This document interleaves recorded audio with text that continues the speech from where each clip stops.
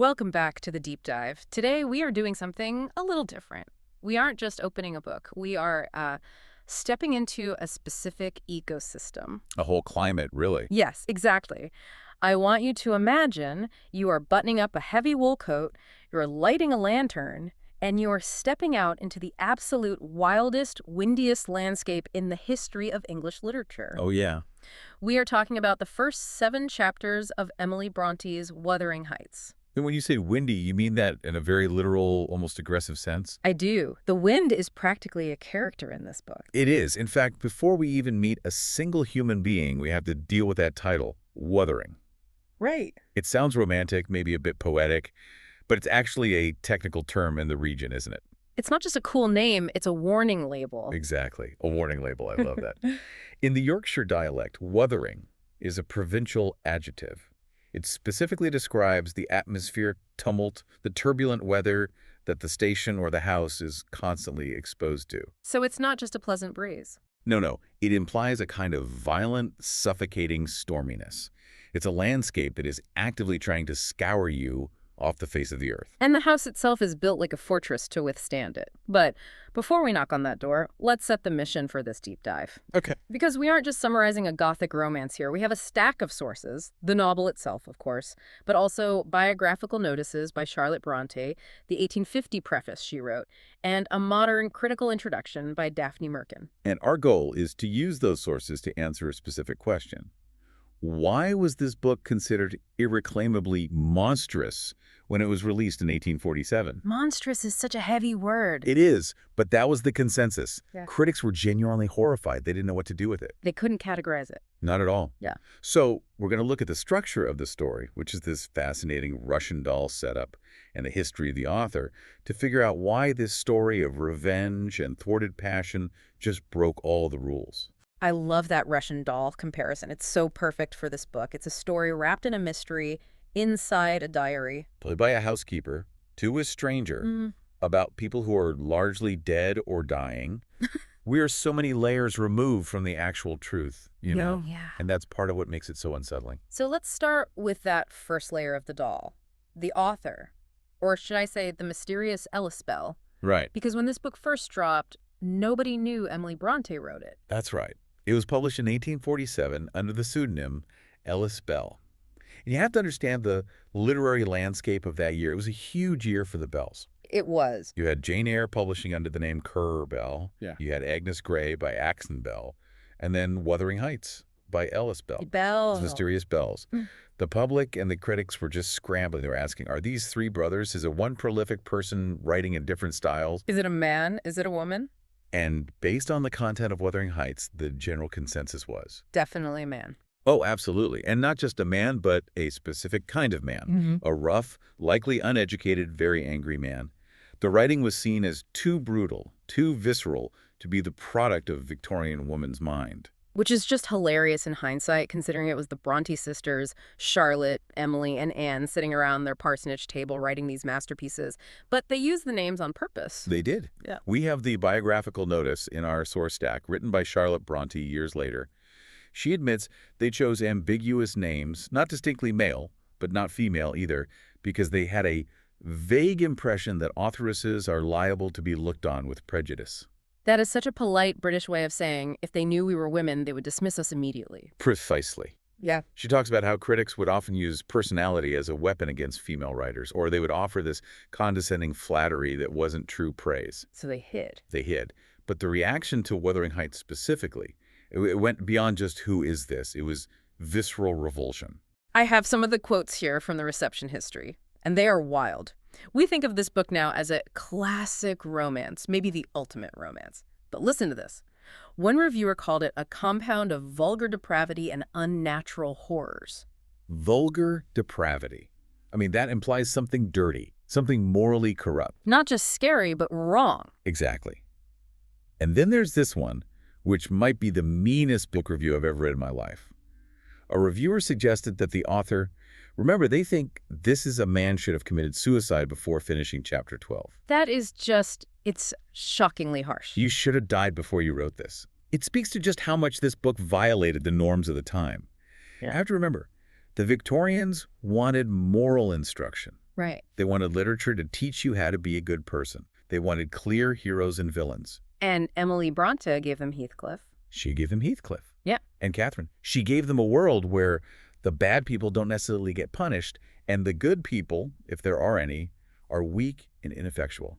And Charlotte, her own sister, kind of tried to do damage control later, didn't she? Oh, big time. After Emily died so young, which is a tragedy in itself, Charlotte wrote a preface for the 1850 edition that reads almost like an apology tour. It really does. It's a fascinating piece of writing because it's so conflicted. Charlotte frames Emily as this nursling of the moors. A nursling of the moors. She paints a picture of Emily as someone who didn't really know what she was doing. She says the book was hewn in a wild workshop with simple tools. Hewn in a wild workshop. It makes it sound like Emily was some kind of unconscious force of nature, like a thunderstorm that accidentally wrote a book, rather than a skilled artist making deliberate choices. That was Charlotte's defense strategy. She's trying to explain away the book's power by saying its author was unrefined, almost primitive. She writes, and this is an incredible line, "Whether it is right or advisable to create beings like Heathcliff, I do not know. I scarcely think it is." Wow, she scarcely thinks it is. She's throwing her own sister under the bus to save her reputation. In a way, yes.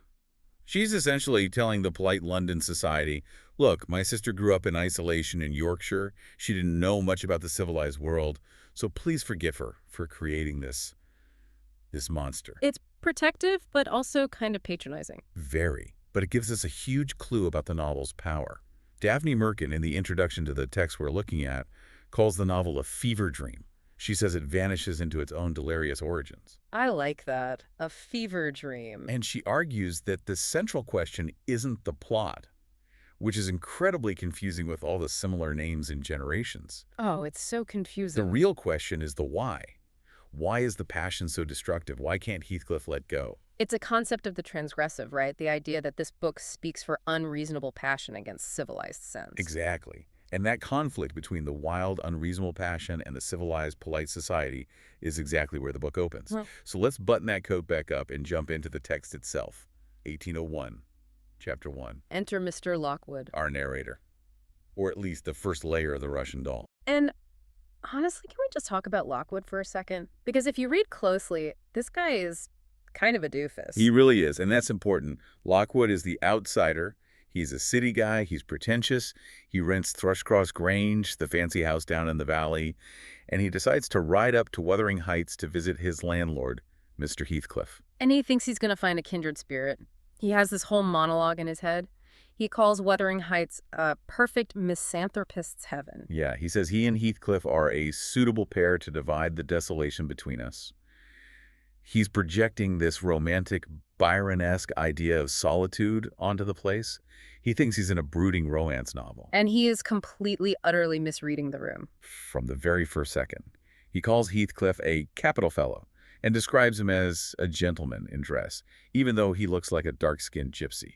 But look at the reception he actually gets. Heathcliff says, walk in with closed teeth. And the gate doesn't even open. Lockwood has to physically push his horse against the gate to get it to unlatch. The welcome could not be colder. It's pure hostility. Heathcliff isn't playing a role. He just genuinely hates people.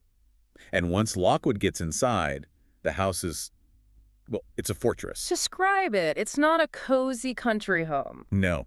It's described as having no hallway, just straight into the house, which is the local term for the kitchen and parlor combined. No smells of roasting meat, no comfort.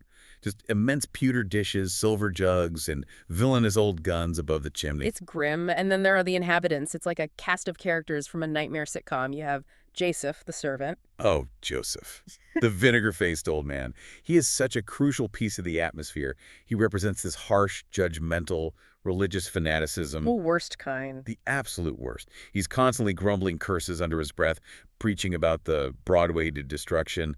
He hates everyone, and everyone hates him. Then you have the amiable hostess, as Lockwood ironically calls her, this beautiful young girl who just scowls at him. Lockwood assumes she's Heathcliff's wife. Which is a huge misstep. Strike one. Big mistake. She's actually his daughter-in-law, the widow of his son. She's Catherine Heathcliff, born Catherine Linton. But Lockwood doesn't know that yet. She refuses to help him make tea. She snaps at him. She's totally feral in her own way. And then there's the young man, Catherine Earnshaw. Lockwood thinks he's a servant because he's dressed like a laborer and has dirty hands. Another mistake. Strike two. Right, but Hareton gets really touchy if he's treated like one. He's bearish. He demands respect for his name. It's a house full of people who hate each other. They are trapped together in this stone box on the moors, just simmering in resentment. And Lockwood, in his vanity, thinks he can charm them. He really does. Which leads directly to the dog attack. This scene cracked me up, even though it's terrifying.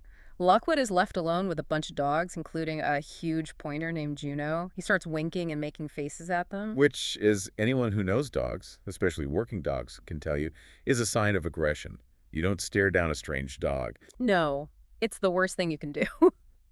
So the dogs, the four-footed fiends, as he calls them, they swarm him. He's pinned down, parrying them with a poker. And the best part is, Heathcliff and Hareton don't even care. They barely look up from what they're doing. They just kind of watch him get mauled. It takes the housekeeper, Zilla, hitting them with a frying pan to save him. It's almost slapstick comedy, but it serves a very serious narrative purpose. It strips Lockwood of his dignity. He's not the cool, detached observer he thinks he is. He's clumsy, he's out of his depth, and he's trapped. Because the weather turns, the snow starts falling, and he can't leave. Exactly. He's forced to stay the night. Which sets the stage for Chapter 3, The Night at Wuthering Heights. And this is where the story shifts genres. We go from awkward social encounter straight into Gothic horror. He's put in the oak closet. Describe this bed, because it's not normal furniture. It's almost a piece of architecture. It is. It's a large oak case with squares cut out near the top, like coach windows. Yeah. It's a bed inside a closet, inside a panel structure. You slide the panel shut, and you're enclosed. It's very coffin-like. It's space of confinement. Total confinement. And while he's in there, feeling secure, he notices the graffiti on the window ledge. This is the aha moment of the early chapters, even if you don't realize it yet. It's a huge piece of foreshadowing. Lockwood sees a name scratched into the paint, repeated over and over, but with different last names.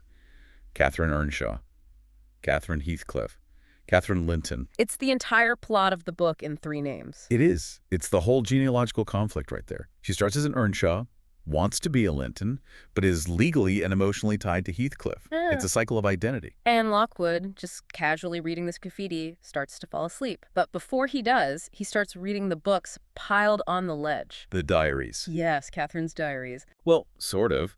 They are old religious books, but the margins are covered in childish handwriting. It's Catherine Earnshaw's diary from about 25 years ago. And what we get is this perfect little snapshot of the past. We see a totally different dynamic. We see Hindley, Catherine's brother, as a tyrant, but we see Heathcliff and Catherine as allies against the world. She writes, H and I are going to rebel. And we see the specific nature of that rebellion. They're being forced to listen to Joseph preach for hours in the garret, shivering on a sack of corn. And in response, they hurl their good books into the dog kennel. That's a great detail. It's not just mischief. Now, it establishes their bond immediately. It's them against the religious restrictive authority of the house. They reject the goodness that Joseph is selling because it's miserable. So Lockwood reads this, falls asleep, and has 2 dreams. The first one is kind of weirdly funny. Involves a sermon by a guy named Jabez Branderham. 70 times 7. It's a satire on the tedious sermons the Brontës probably had to sit through in real life. In the dream, the sermon has 490 parts. Unbearable. And Lockwood gets so bored, he stands up and denounces the preacher, and then the whole congregation attacks him with pilgrim's staves. It's chaotic and stressful, but then comes the second dream, and this is the one that stays with you. This is the one that makes you want to sleep with the lights on. The horror dream. In the dream, he hears a fir branch rattling against the window. He tries to open the latch to stop the noise, but the hook is soldered shut. So he breaks the glass and reaches out to grab the branch. But his fingers don't close on a branch? No, they close on the fingers of a little ice-cold hand. Ugh. Even just hearing you say it gives me chills. The ice-cold detail. And a voice says, "Let me in, let me in." Lockwood asks who it is, and the voice says, "Catherine Linton." Which is interesting because he'd been reading Earnshaw mostly in the diary, but the ghost identifies as Linton. A key detail. Uh-huh. And she says, "I'm come home. I'd lost my way on the moor." She also mentions she's been away for 20 years. Which is crucial. That 20 years detail is crucial because it establishes the timeline perfectly for the reader. She died 20 years ago. Now, here is the part that makes me really question Lockwood's character. He's terrified, obviously. But his reaction is, It's brutally cruel. It's shockingly violent. It is. The hand is clinging to him through the broken glass. He can't shake it off. So he pulls the child's wrist onto the broken pane of glass and rubs it to and fro until the blood runs down and soaks the bedclothes. He grinds a child's wrist on broken glass. That is so intense. It's shocking violence for a narrator we're supposed to trust. It creates this visceral, bloody image of rejection. Terror makes him cruel. He piles books against the window to keep her out, and he screams. And the scream wakes up Heathcliff. And the mask slips. Yeah. This is the moment Heathcliff transforms. Up until now, he's just been a jerk, a surly landlord. Yeah. But here, he bursts in and his face is described as white as the wall. A shock. Lockwood explains the nightmare, mentions the name Catherine Linton, and Heathcliff just breaks. He pushes Lockwood out of the room, and then Lockwood sees him do something incredibly vulnerable. He opens the window into the snowstorm.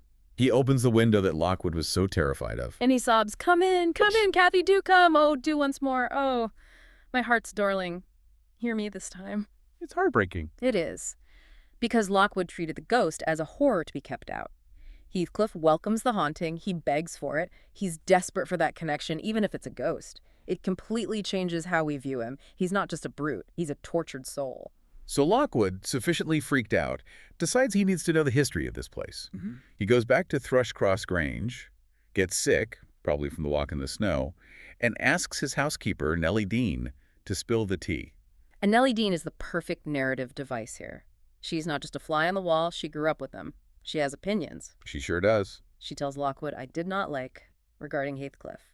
She's a biased narrator, but she's the only one we have. So she takes us back. The backstory begins in Chapter 4. This is the origin story. Mr. Earnshaw, the old father, goes to Liverpool on a trip. And before he goes, he asks the kids what they want. Hindley, the older brother, asks for a fiddle.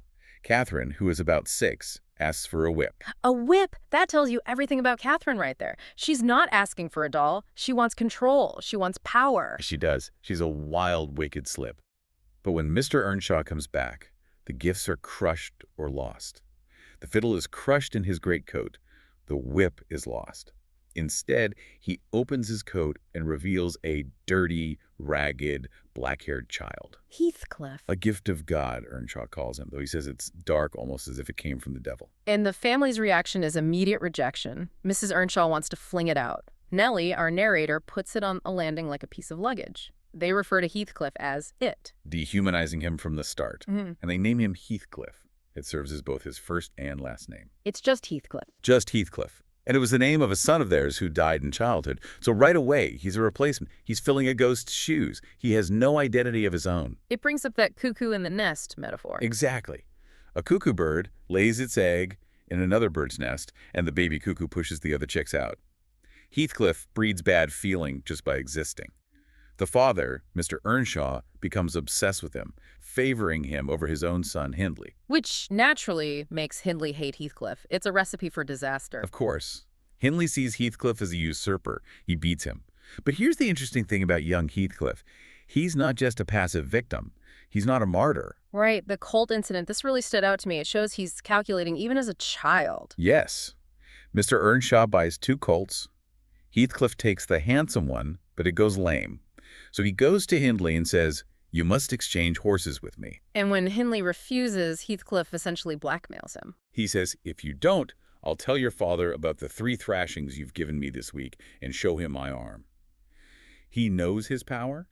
He knows the father's on his side. So Hindley throws an iron weight at him, knocks him down, but gives him the horse. And Nellie says something like, I really thought him not vindictive. I was deceived completely. Right. Heathcliff is described as sullen, patient, and hardened to ill treatment. He plays the long game. He's willing to take a hit to get what he wants. He uses his victimhood as a weapon.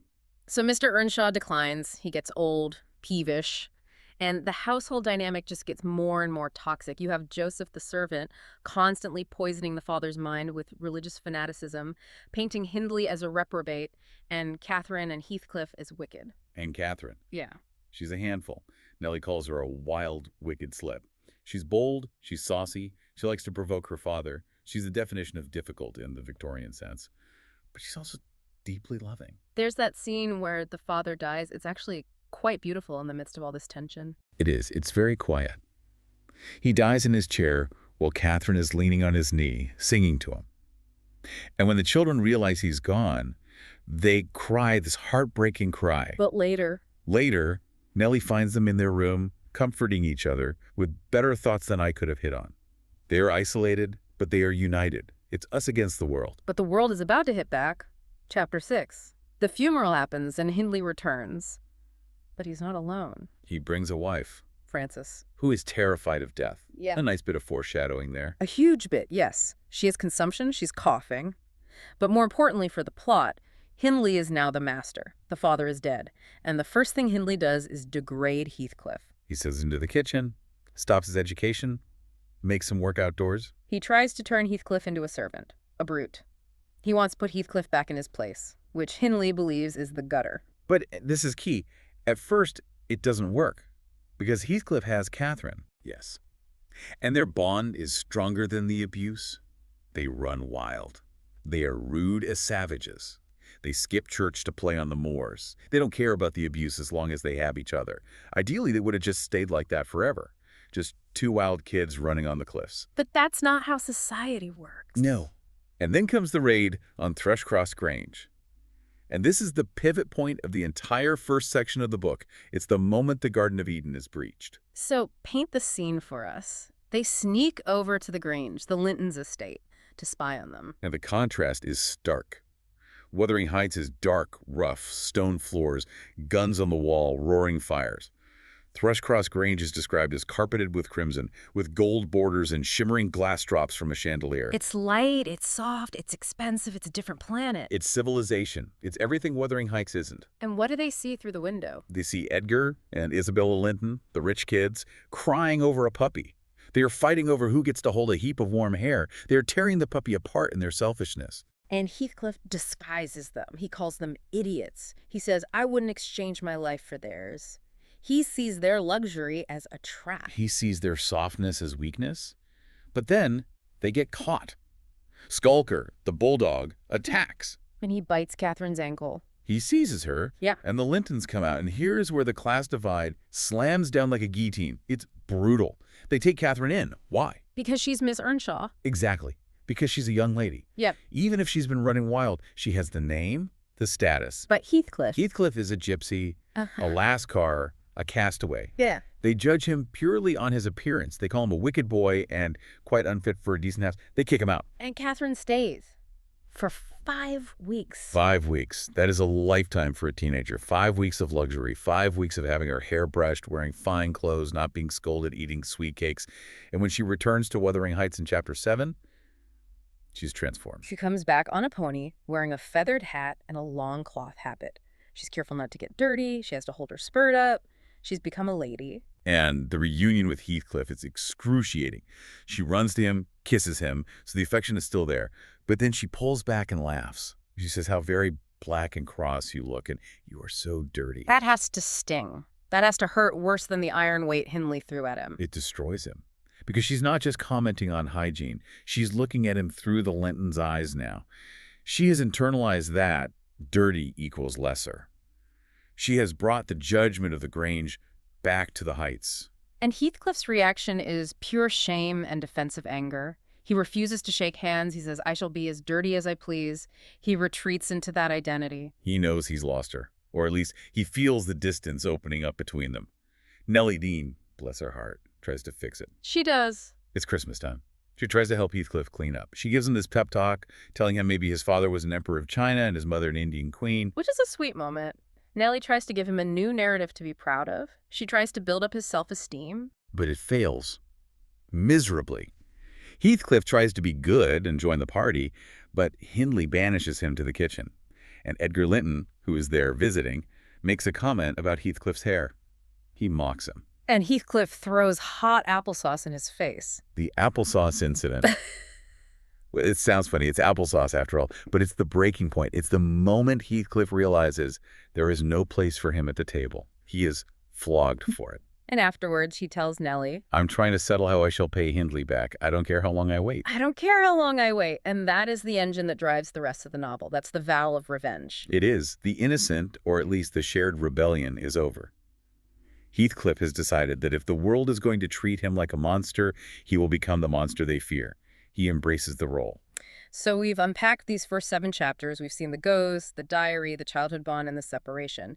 So let's zoom out. What does this all mean? Let's connect it back to the why. Why was this book so shocking? I think it comes down to a few key themes that really unsettled the Victorian mind.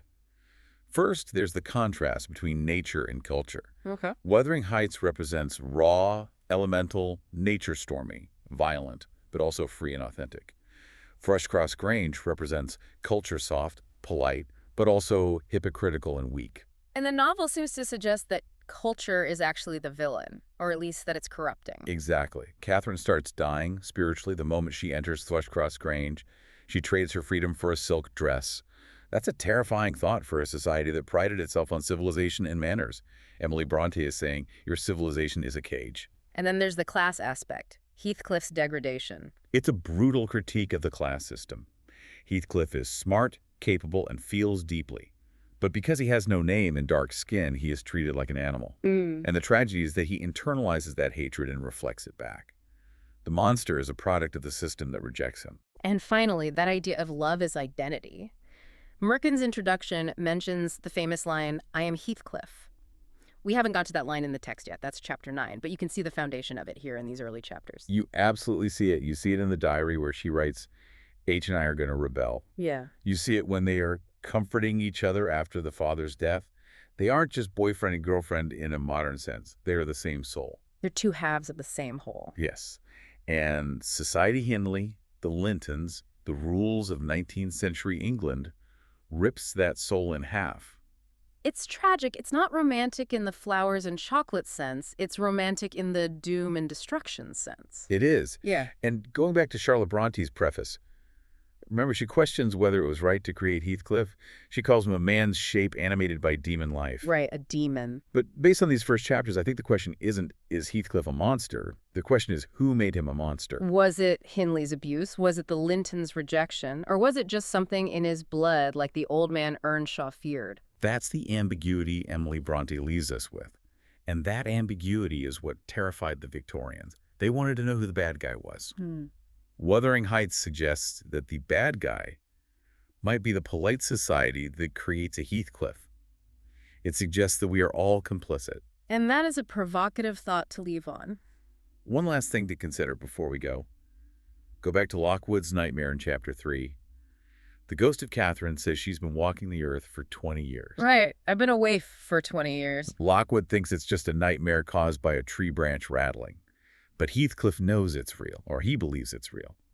The listener is left to wonder, is this a ghost story? Is there an actual spirit? Or is it a story about how trauma haunts a house just as effectively as any spirit? Is the ghost real, or is the ghost the collective guilt of everyone in that house manifesting? Exactly. And honestly, I don't know which answer is scarier. Well, on that chilling note, we're going to wrap up this deep dive, whether you're Team Grange or Team Heights. Thanks for listening. It's been a pleasure. Until next time, keep your windows latched against the wuthering wind.